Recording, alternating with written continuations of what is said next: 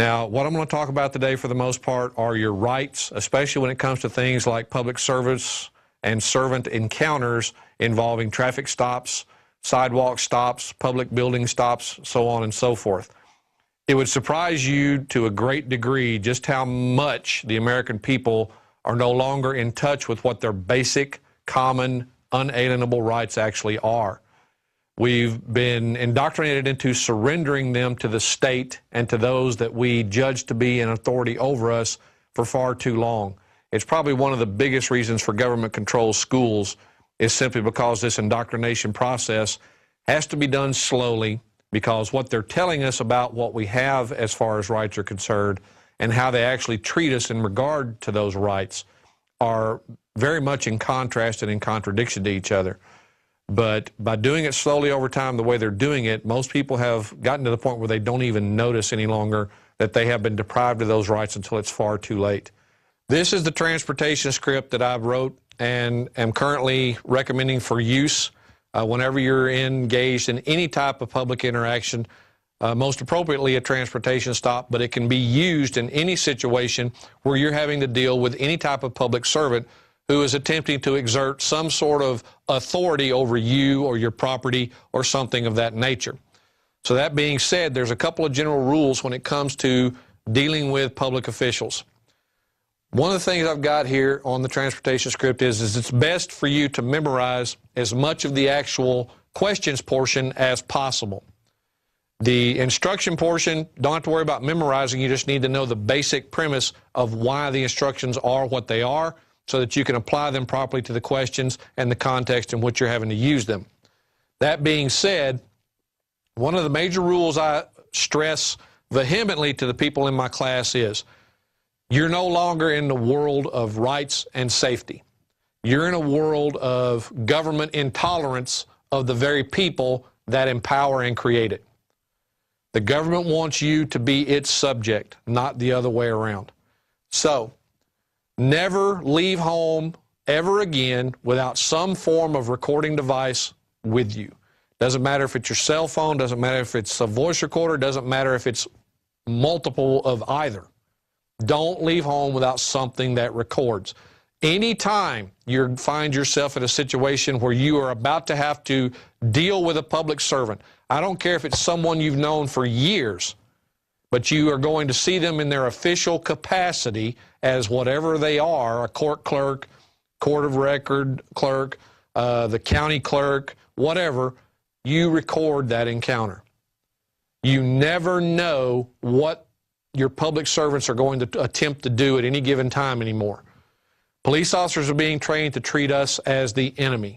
They are first and foremost the ones you have to watch out for. Never talk with a peace officer, police officer, or any other type of officer if you're not recording the encounter. All right, now in the transportation script, you'll notice the yellow highlighted area at the top, the do's and don'ts. These are very important things you need to know. You don't have to memorize these, you just have to know why they exist and what they are for. The first one is, do remember that an officer is required to read you your rights before questioning or searching you if they have placed you in a custodial arrest. Now, one of the things that most people in Texas do not know is that every time you are stopped for an alleged transportation stop, you are already in a custodial arrest. There are many sections of Texas law that make that clear, but the one that will make it the most pointed will be Chapter 543 of the Transportation Code, where it talks specifically about the arresting officer may release the person arrested from custody and so on and so forth.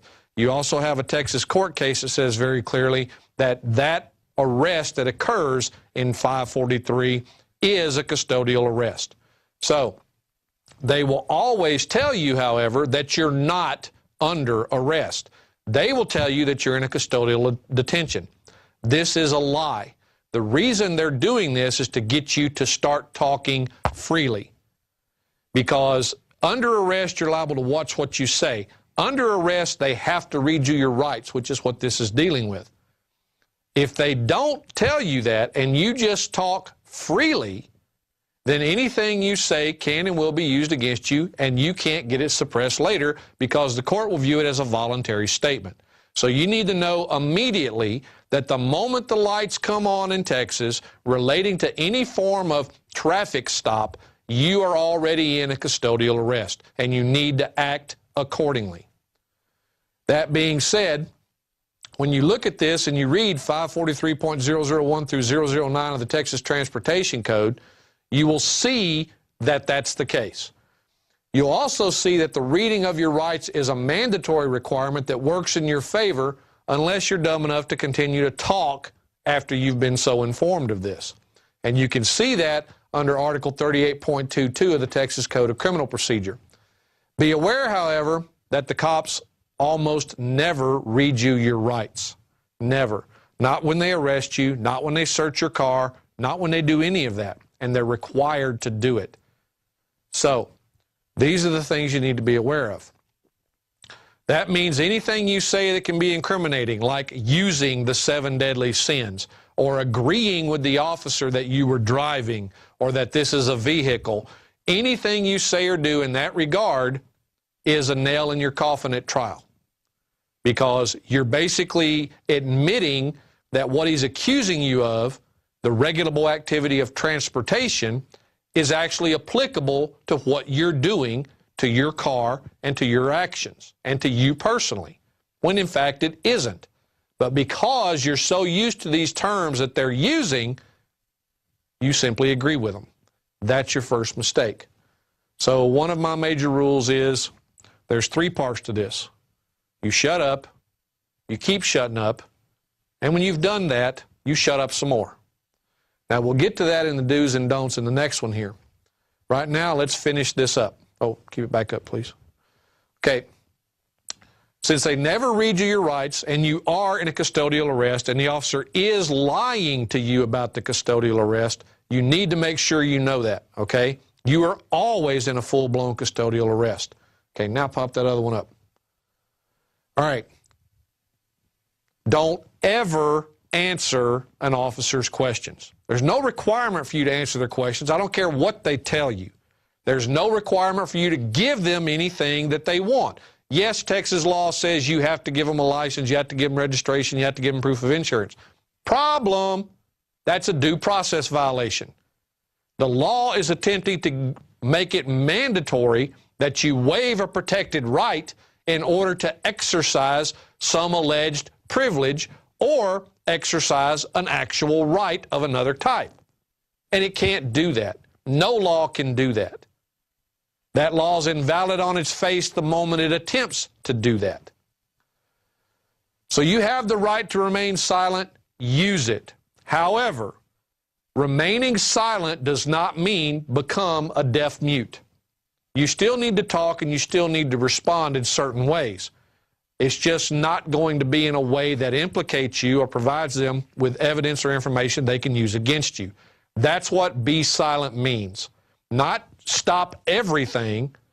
It simply means don't be saying and doing anything that helps them and hurts you.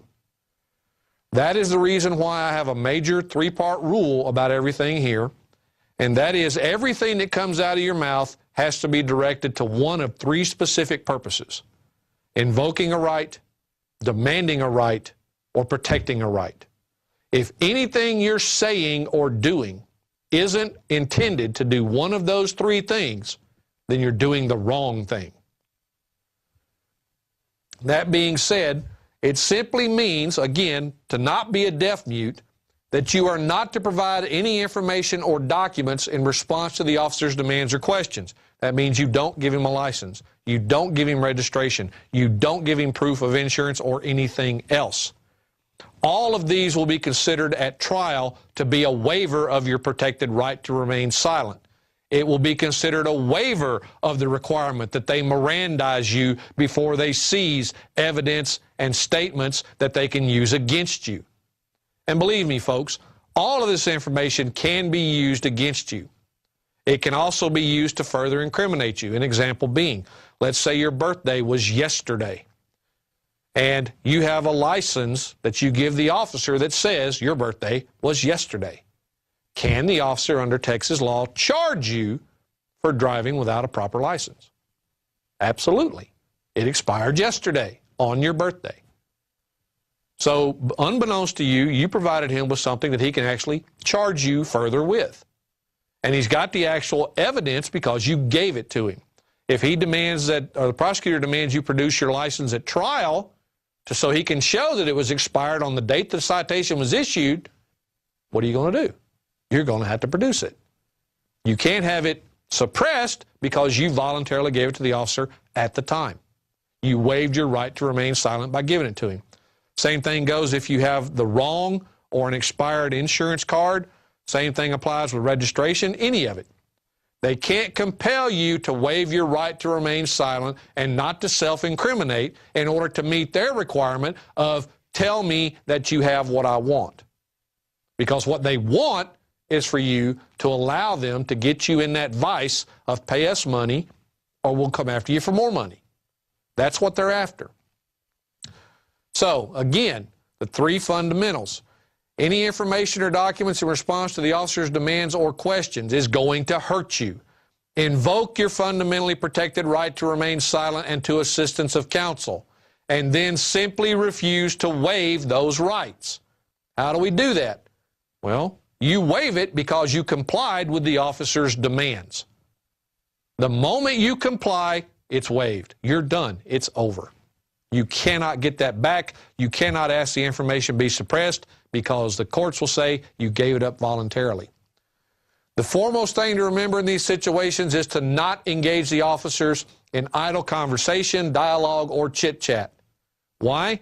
Because the more comfortable you are and the more talkative you become, the more likely you are to say or do something that's going to hurt you somewhere down the line, or that will give this officer more information he needs to conduct what he's going to refer to as articulable probable cause or a heightened reasonable suspicion to say that you were doing something more illegal or that would give him an opportunity to go fishing down a different path. So don't just talk. Again, if you're doing that, you're doing it wrong. Now, this is known as my self-imposed rule of invoke, demand, and protect. Once you've invoked these rights, you never waive or abandon them by ignoring the procedures I'm giving you here. Any question the officer asks, like where are you coming from, where are you going, who are you meeting, they have nothing to do with the stop. Stop answering those questions. It's none of his business. He has no right or authority to know that. The only way he's going to get those answers is because you give them to him. And he has no business knowing. Stop giving your whole life up to these people just because they tell you they want it. They are used to simply getting these are used to get additional information that may allow the officer to continue his witch hunt and escalate the severity of the charges he might make against you. Also, never answer questions like, do you know why I pulled you over? Or are you aware that you... Stop helping this guy screw you over. That's what he's doing. When he asks those types of questions and you answer, what are you doing? You're giving him evidence. Well, yeah, I guess you caught me speeding back there or running that stop sign or going through that red light. Thank you for the confession that he has on his audio-video recording and will use against you in a court of law. Stop answering questions. Just don't. Next slide, please. You do need to remember to do the following immediately when you realize you're getting pulled over. First and foremost, roll up all of your windows and lock all of your doors. Okay, why? Because these guys are getting more aggressive every day about jumping in your car without any probable cause, coming in from the passenger side, your side, and just pulling you out of the car for no good reason, yanking your keys out of the ignition and refusing to give them back, any of those things. Roll your windows all the way up, lock all of your doors. That keeps them outside and you inside until they can give a viable reason why that needs to change. Don't give them the opportunity to do that. My personal habit, I'm not going to get into my habit because I don't recommend most people do it. You get the document by going to the website and downloading it. You can read what my habit is, but I'm not going to talk about it here. Do remember, however, that my objective here is not to get anyone hurt or injured. You have to use your own judgment as to how far you're willing to press your rights and keep them. That's entirely an individual requirement. You and only you know the situation you're in at the time. You and only you have reason to believe this officer is going to lose control and do something that will seriously injure you. You need to take that into consideration whatever happens, okay? But that being said, you need to be very careful that it gets to a point that is documented that you did not waive that right willingly, that you were forced to do it. Don't ever roll down more than one window at a time if you do remain in your car when you get stopped. No matter what the officer tells you to do, one window only. I don't care if there's cops at every window saying roll this down, don't do it. One window only. Why? Well, if you create more than one air vent in that car by rolling down multiple windows, you will create a cross breeze inside of that car. If you do that, that immediately gives the officer the opportunity to say he smells something coming from the car. With a single window down, that is impossible. Nothing can exit the car in that manner. There's no wind to blow it out the window for this officer to allegedly smell. So don't ever do that, because the first thing he's going to do when he can't get what he wants one way is he's going to attempt to escalate the stop and get it another. Don't ever roll your one open window down more than 2 and 2.5 inches. Again, no matter what the officer tells you. If he tells you you have to roll your window all the way down, just sit there and say, officer, I like the window where it is. I can hear you just fine. I'm comfortable with it right here. I don't want to roll it all the way down. I'm not going to roll it all the way down. There's no law that requires you to do that.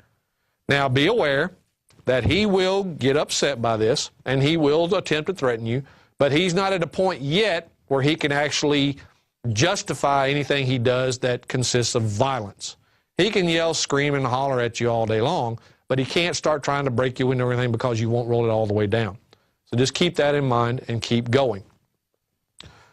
Now, when we go forward on this and we look at the next do's and don'ts, don't ever provide an officer with any documents or other information that they demand. The legal ramifications to your fundamentally protected rights are devastating. Again, everything you give out voluntarily will be considered exactly that, voluntarily. It can be used against you, and there will be no chance of you to have it suppressed because you waived the right to remain silent and not provide that information. Don't ever give your consent to an officer to search your car for any reason. That's just dumb. Don't do it. Without a warrant, they don't have a reason to search your car unless they actually put you in the back of theirs with the intent of taking you to a magistrate, which is where they're supposed to take you, even though they take you directly to jail. You need to be aware that that also is illegal in most states, including Texas, and that you can sue them for false imprisonment when they do that. But that's beyond the scope of this presentation. If you want to know more about that, come to my classes down at Brave New Books, or join Tower of Law when it launches, and you'll get to learn about it online. Now, if you give them consent, here's the potential downside. You are asking for the incriminating evidence to get planted in your car, or evidence that you may not have even known was in your car to be discovered. You could have had a friend in there that got nervous and had a joint in his backpack or his pocket or whatever, and immediately threw it under the front seat when the cop pulled you over. You could have got stopped yesterday by another cop, and you had someone with you that did something similar. And now today you get stopped again and thinking, well, I'm alone, there's nothing in the car, I don't have anything, so yeah, go ahead and search. And you got a joint laying on your front seat that your friend threw there and you knew nothing about. Don't consent to a search that doesn't have a warrant attached to it. Just don't. This is the key reason you don't get out of your car, because they have to have a really good reason, such as actually saying, we're taking you with us, in order to get into that car to perform a search without that warrant.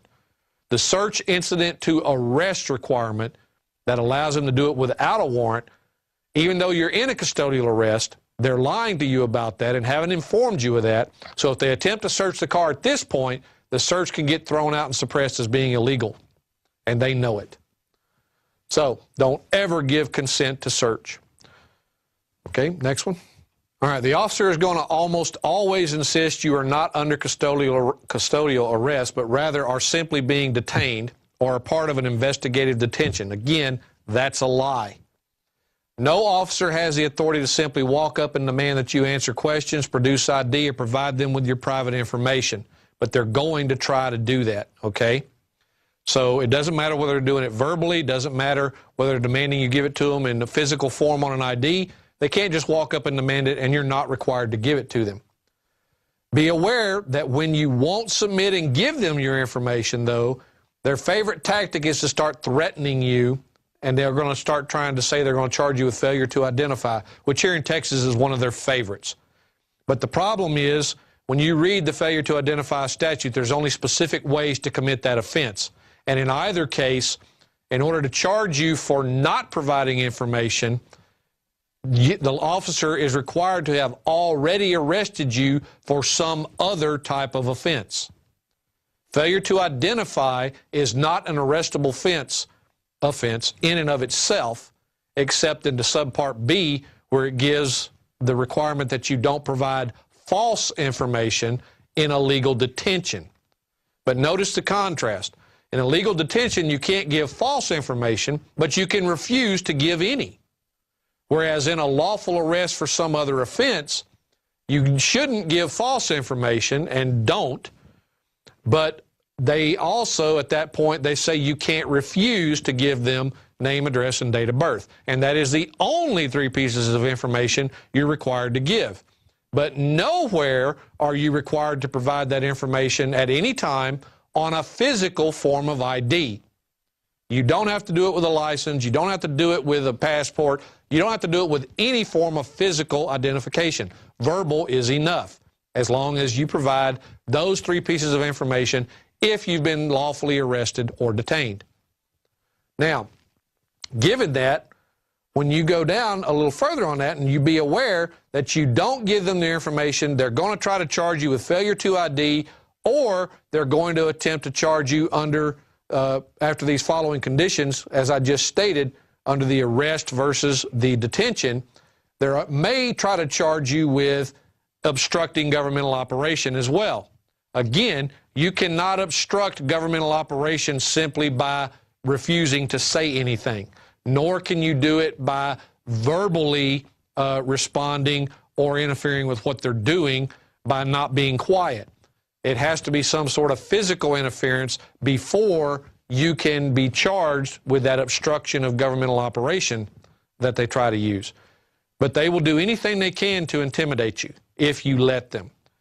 You need to maintain a calm, cool, self-composed posture at all times.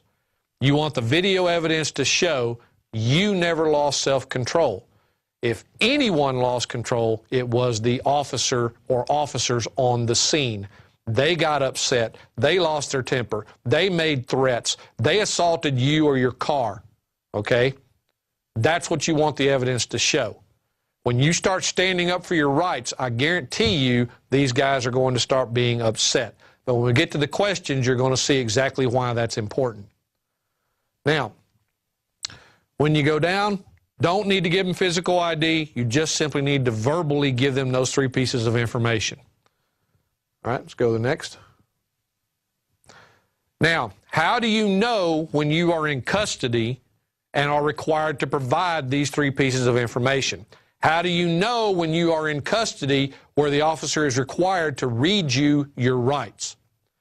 Well, this legal equation, as I call it, was taken directly from the case law dealing with that particular aspect of the term custody and functional equivalent of custody. Custody is custodial arrest or functional equivalent of a custodial arrest. And like I said, here in Texas, 543 of the Transportation Code tells you you're in a custodial arrest by law right off the bat. A functional equivalent of custodial arrest is when a reasonable person, considering the totality of the circumstances, would believe that he or she is in police custody to a degree associated with a formal arrest. In other words, you can't say, "Am I free to go?" and the officer turn around and say, "Yes."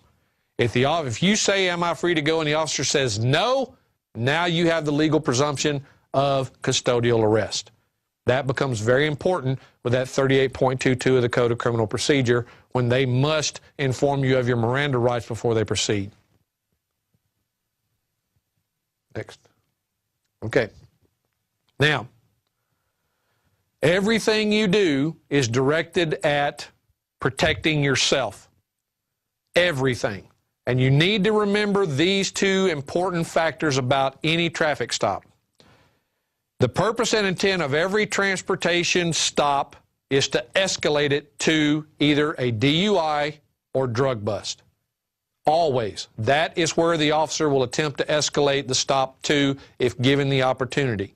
That's just another reason why you do not answer his questions. You do not get into chit-chat or idle talk with the officer that will give him any reason to latch on to any statement that you make and allow him to escalate it to one of these two much higher and much more dangerous offenses.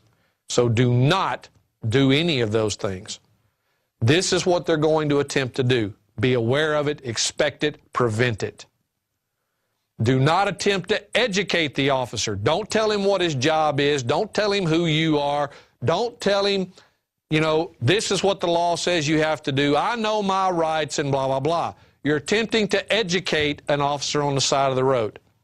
Unfortunately, most of these guys, besides not caring, don't have the IQ for it.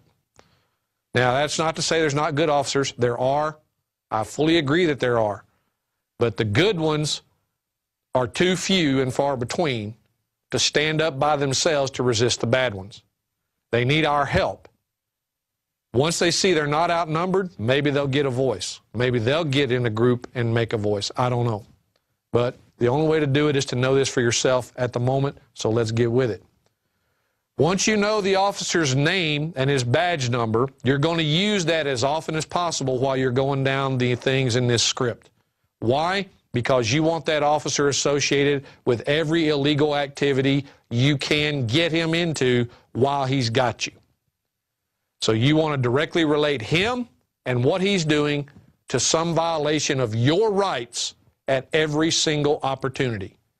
That also makes any video record self-authenticating. When everyone that's in the recording is known, no one has to testify as to, well, this is that person, this is that person, this was made here, this was made there. It becomes self-documenting and self-authenticating when everybody's name is stated for the record, when everything in it is agreed that, yeah, that's what was said, that's who it was, and that's when it was done. By doing these things and getting his name and everything introduced and making him answer you like he wants you to answer him, you make that recording self-authenticating, including the one you're making, not just the one he's making. Remember, you don't leave home without a recording device. This includes in your car. I've got multiple ones in mind. Good luck on finding all of them to prevent me from having the record I need.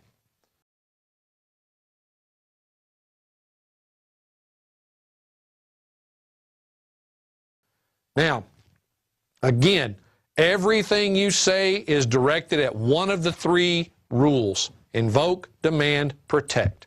Always. Next slide. Question 1. For the record, may I get your name and badge number, please? This is the first thing you ask when the officer approaches your car window. You want to know who it is you're dealing with and how to identify them. Make sure that your recording catches their name and badge number. That makes your recording self-authenticating. Immediately, let's just say, for instance, the officer said his name is Davis and his badge number is 123. Officer Davis, badge ID 123, is there recording being made of this encounter? Again, you want him to tell you whether or not he's making an official record of this. The things highlighted in yellow, while not required, will help you possibly down the line when you start asking the question about, you know, when you ask for this information and they say, well, we didn't make a recording or the equipment was malfunctioning. These three things will help you prove that's a lie if you got an answer to them on your recording. So these are optional but potentially helpful. Officer Davis, badge number 123, what is the emergency and how can I help you? Again, we're not going to assume we did anything wrong. We're not engaged in transportation. We're not commercial. Therefore, his authority to pull us over for some alleged offense under that code is non-existent. Therefore, we have to ask, why are you stopping me? Do you have a problem and do you need me to help you? Because in Texas and most other republics, they can ask for help from the people to subdue a criminal or things of that nature, and you're required to help if you can. So we're going to ask. Officer Davis, badge number 123, what facts or information are you alleging gave you probable cause to stop and accost me? Right there, we're asking the officer to validate his authority. What alleged facts are you relying on as your authority to do what you're doing to me right now? Now, of course, he's going to cite immediately something related to transportation. When we get to trial, that's going to become very important, not only in our defense, but also in our federal lawsuit when we sue everybody in the food chain after this case is over. Officer Davis, badge number 123, do you have a properly signed and issued warrant authorizing you to search me or my property? Again, documenting the right. Do you have a warrant? And this warrant specifically directed at searching, okay? Can you search me or my property? If he says yes, simply ask to see a copy of the warrant. Texas law is now written where the officer is not required to have the warrant in his possession. Used to, he had to have it with him. However, even though he doesn't have to have it in his possession, if you demand to see it, he must produce it as soon as is practicable. Once he gets you to jail, if the magistrate sends you to jail, once he brings you into the magistrate, which is where he is supposed to take you first and foremost, but never does. Again, if he takes you directly to jail, you've got a lawsuit for false imprisonment that you could go after him with. I recommend you do that. Officer Davis, badge number 123, do you have a properly signed and issued warrant of arrest that accurately describes or names me as the person to be arrested? Again, you're going to arrest me, where's your warrant? Okay? Your warrant either has to state me by name or description as the person it applies to. Where is it? Again, if he has it, ask to see it. If he doesn't give it to you right then, he's required by law to still produce it as soon as practicable. For the record, I am not operating in a for-hire capacity by engaging in any form of transportation or other commercial use of the highways. Officer Davis, badge number 123, please acknowledge that you have been so informed. Now, this officer is not going to know what you're talking about, and he's not going to care. He may refuse to answer and so on and so forth. However, you want an answer to every question you ask. When they don't answer, do what they do. Keep repeating the question till they respond.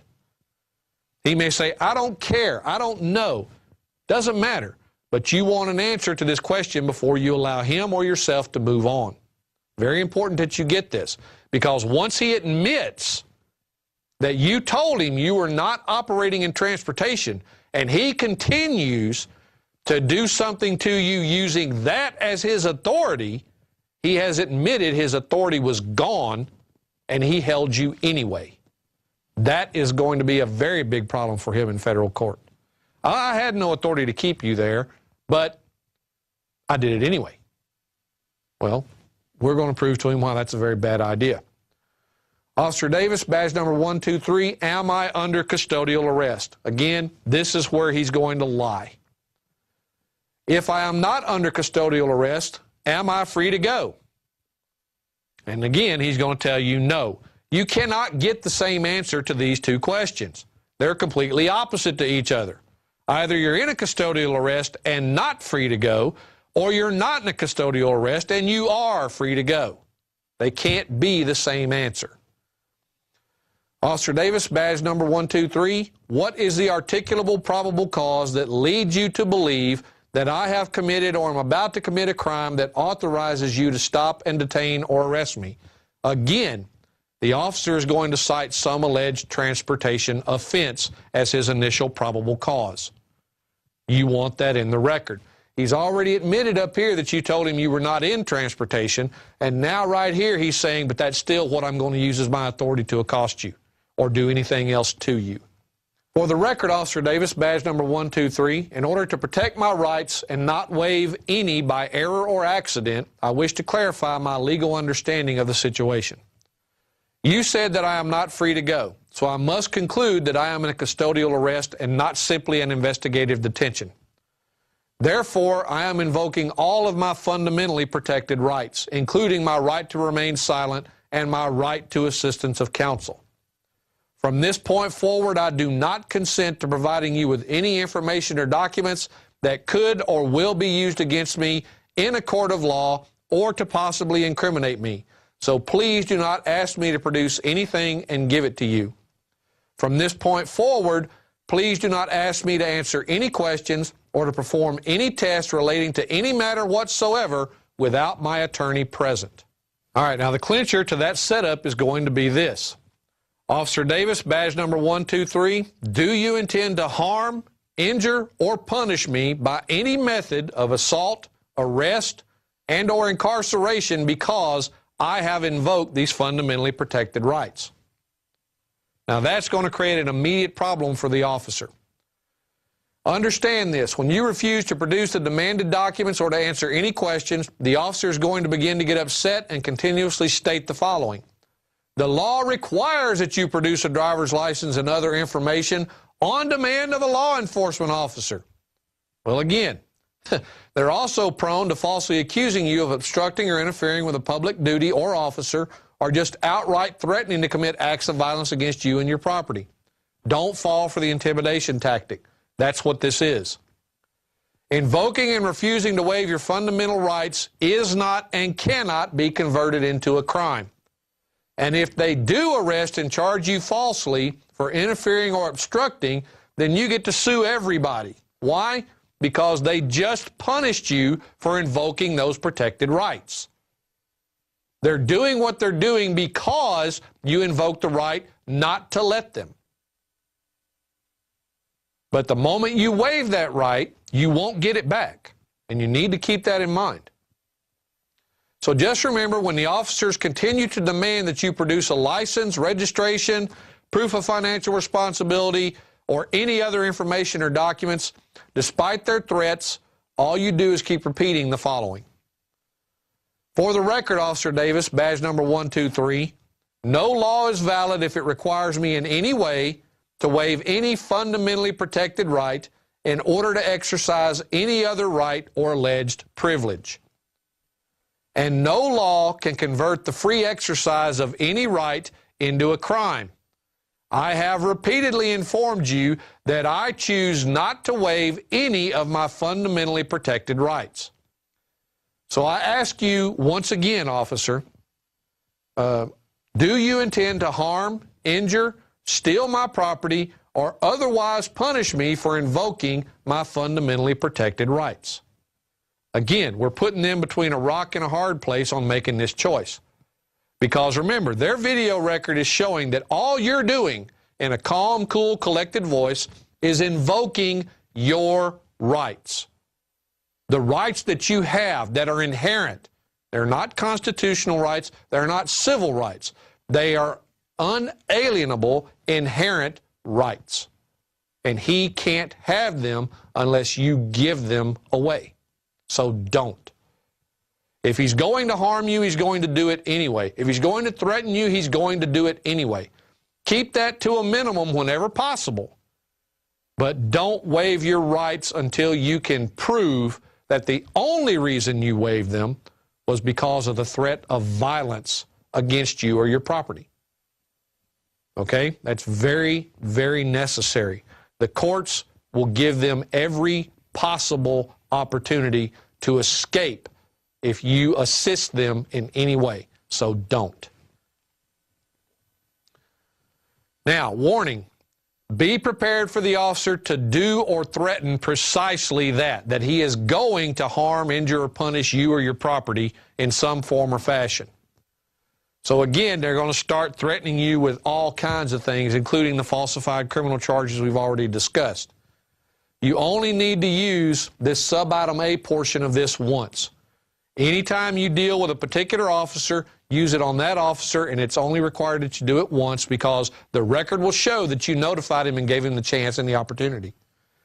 Officer Davis, badge number 123, due to your attitude, demeanor, and your continuous threats, to falsify charges and commit acts of violence against me and my property while displaying a deadly weapon, I feel physically threatened and in fear for my life.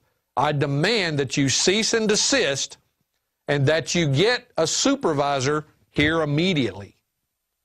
I do not consent to any of your actions, the use of force against me or my property, or to being forced to exit my car for any purpose, especially so that you may attempt to steal my property and or assault, injure, or kill me. Again, we're telling the officer exactly what we expect him to try to do. And it's now a part of the official record. Now it's on his back to make sure that anything he does not give the impression that that is what he's trying to do. This actually sets it up to protect you from the officer's actions by making it known to him exactly what you are expecting those actions to be. And so will any jury that sees or hears this recording. And that, folks, is what we want. We want a record that shows a jury in either court, whether it be at trial or at the federal level when we're suing, doesn't matter.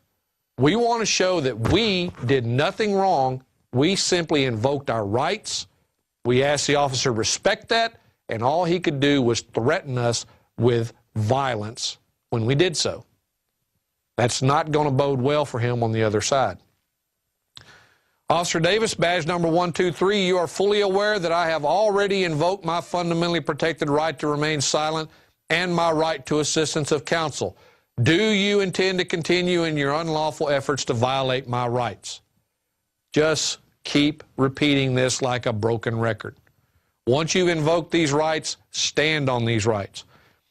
So, it is my belief that the information you are demanding may possibly be used against me in a court of law or an attempt to incriminate me. And that's true. It will be. And if that is so, then upon the advice of legal counsel, I must respectfully decline to provide you with any information or evidence that possibly can or would be used against me for those purposes. You have the right not to provide it. Don't. Not a hard choice, folks. Officer Davis, badge number 123, I am asking you again, do you intend to continue to deny me in my rights and to falsely imprison me, or am I free to go? You keep repeating this section down here, and this record is going to be self-authenticating all the way through, and they're going to have a severe problem with anything they do other than just issuing the ticket. That is the purpose. Now, when you start doing this, if they start threatening to break your windows or anything of that nature, you need to know basic safety protection for yourself. Cover your eyes and like this for the side of your face and look down at the center console of your car so that anything they do won't come flying into your face. But if you do this correctly and you don't lose your temper, the odds of that happening get lower and lower with each passing question.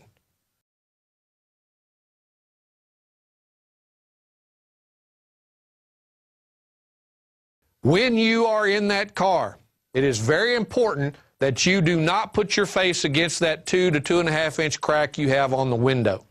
Don't turn and speak directly through it. Don't speak directly into the officer's face. Don't roll your window down any further than the 2 to 2.5 inches. When you talk, you can do it in this manner. Whatever you got to do, tilt your head up, but don't speak directly into the crack or anything else. And here is why. The officer is then going to attempt to escalate this by making false allegations. He's going to say he smelled drugs, he smelled alcohol, anything and everything to give him the grounds to come after you, since he can't do anything more with the transportation stop. You've blocked him at every turn. He wants that DUI or drug bust. That's what he wants. Don't give it to him.